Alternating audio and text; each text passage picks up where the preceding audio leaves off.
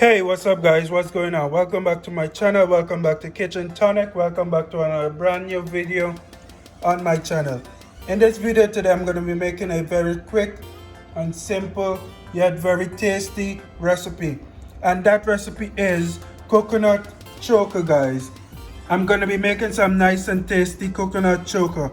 Now to start off, the ingredients I'm going to be using for this video are 2 coconuts, guys. These are 2 coconuts that I went ahead and pre-prepped because those were actually time consuming tasks, so I went ahead and did those, and then here we are with this video right now. So to give you guys a backstory on what I went ahead and did with this coconut, of course I went ahead and split them in the middle, and I went ahead and removed them from their shells, and then I placed them onto this baking rack here, which they are still currently on, and I went ahead and placed it in my oven, and I placed my oven on broil, guys. Broil high, depends on whatever oven you're using, but this is what I use for this coconut here today. And I went ahead and broiled these coconuts until they are brown. As you can see, you do not want your coconuts to be too burnt or anything. You want them just a little roasted, guys. You want to roast these coconut a little. You don't want to burn them up or anything.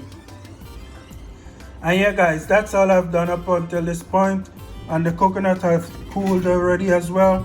And this is what we have here right now. And of course, if you have any burnt edges on your coconut, you can go ahead and cut those off, because the burnt coconut is going to give your recipe a very bitter taste, and that's not the kind of taste that we're going for with this recipe. So you can go ahead and remove the burnt pieces or the darker pieces from your coconut.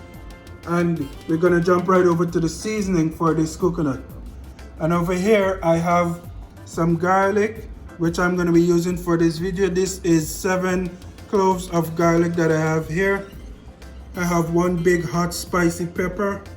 I have a piece of onion here that I'm gonna be using, as well as some scallion, guys. And basically what we're going to be doing from this step here, we're just going to be placing these items into our fruit processor or blender, and we're going to be blending or processing them until they are very thin or fine pieces. Now of course I'm going to show you guys those steps, and you want to be careful if you're using a blender.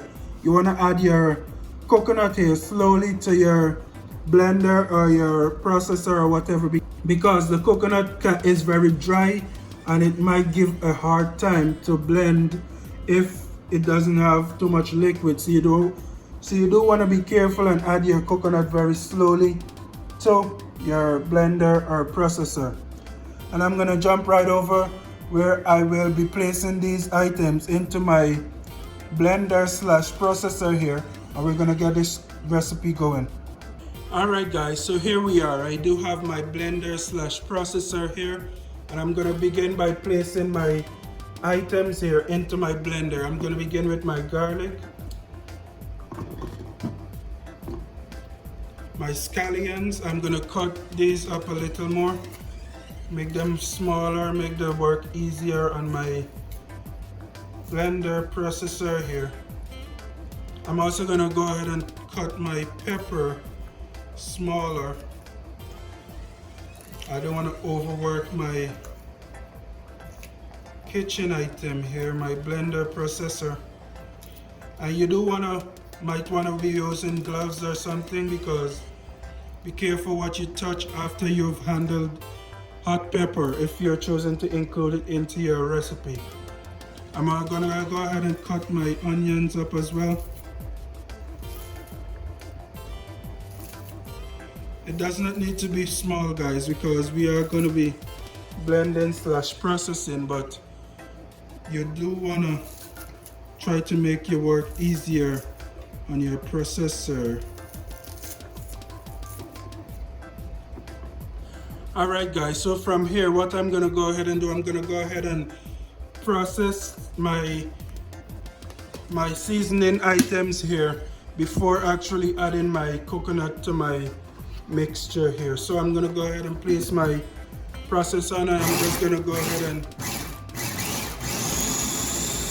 Alright guys, so what you're looking at here, I went ahead and blended my seasonings a little, and right now the blender is not too full, so my seasoning has dispersed to the sides of my container here, and they're not fully being blended or processed. So now I'm going to begin adding some small chunks of coconut into my blender slash processor here, and make sure everything is well blended and processed finely.